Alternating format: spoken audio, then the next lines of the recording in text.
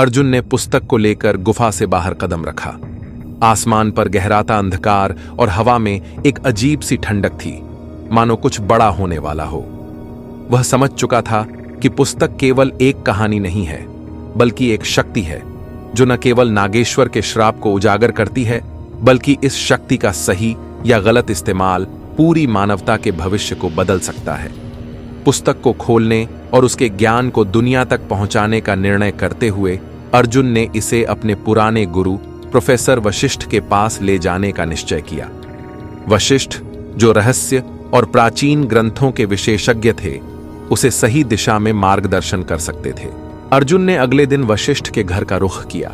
जैसे ही उसने पुस्तक उनके सामने रखी, वशिष्ठ की आंखों में कौतूहल और डर का मिश्रण था। यह पुस्तक सिर्फ एक ऐतिहासिक दस्तावेज नहीं है अर्जुन, यह एक शक्ति का स्रोत है। अगर यह गलत हाथों में चली गई तो यह संसार का पतन ला सकती है, वशिष्ठ ने गंभीर स्वर में कहा। अर्जुन ने उनसे पूछा, लेकिन गुरुजी, इसमें जो सत्य है वह लोगों को जानना चाहिए, क्या इसे छिपाना न्याय होगा? वशिष्ठ ने पुस्तक का अध्ययन करना शुरू किया। जैसे जैसे वे इसके पन्ने पलटते गए, उनकी आंखों में भय गहराता गया।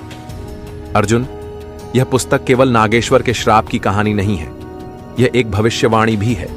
यहां लिखा है कि जब यह पुस्तक खुलेगी तो 3 शक्तियां जागृत होंगी, ज्ञान, विनाश और पुनर्जन्म। इन तीनों का संतुलन बनाए रखना ही तुम्हारा सबसे बड़ा कार्य है। अर्जुन और वशिष्ठ अपनी चर्चा में लगे थे।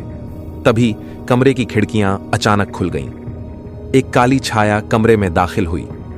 तुम्हें इस पुस्तक को तुरंत मुझे सौंपना होगा, वह छाया गूंजती आवाज में बोली। अर्जुन ने पीछे हटते हुए कहा, तुम कौन हो? मैं नागकुल का संरक्षक हूं।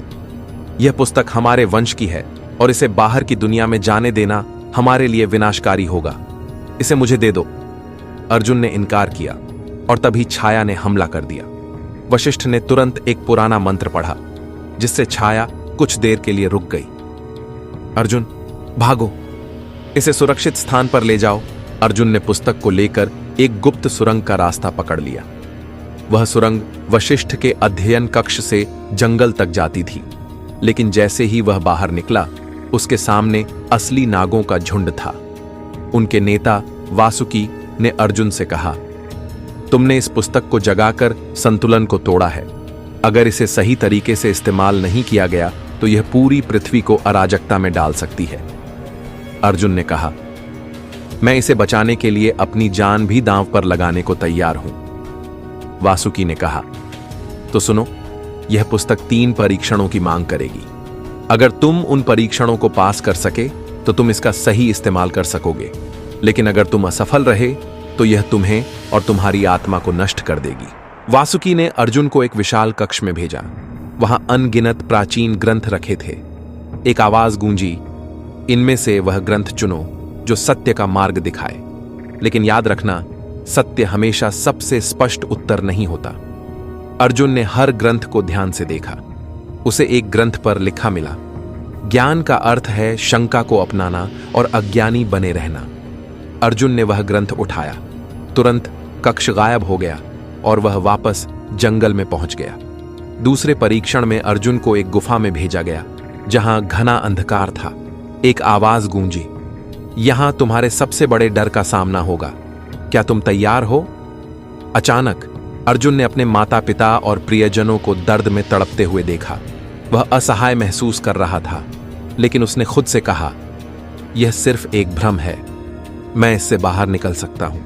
उसके विश्वास ने अंधकार को मिटा दिया। अंतिम परीक्षण में अर्जुन को एक विकल्प दिया गया। इस पुस्तक की शक्ति को स्थिर करने के लिए तुम्हें अपने सबसे प्रिय व्यक्ति का बलिदान देना होगा। कौन होगा वह? अर्जुन स्तब्ध रह गया। वह अपनी बहन का चेहरा याद करने लगा, जो उसके जीवन का सबसे महत्वपूर्ण हिस्सा थी। लेकिन तभी उसने महसूस किया कि यह परीक्षण बलिदान की आवश्यकता नहीं, बल्कि त्याग की समझ का था।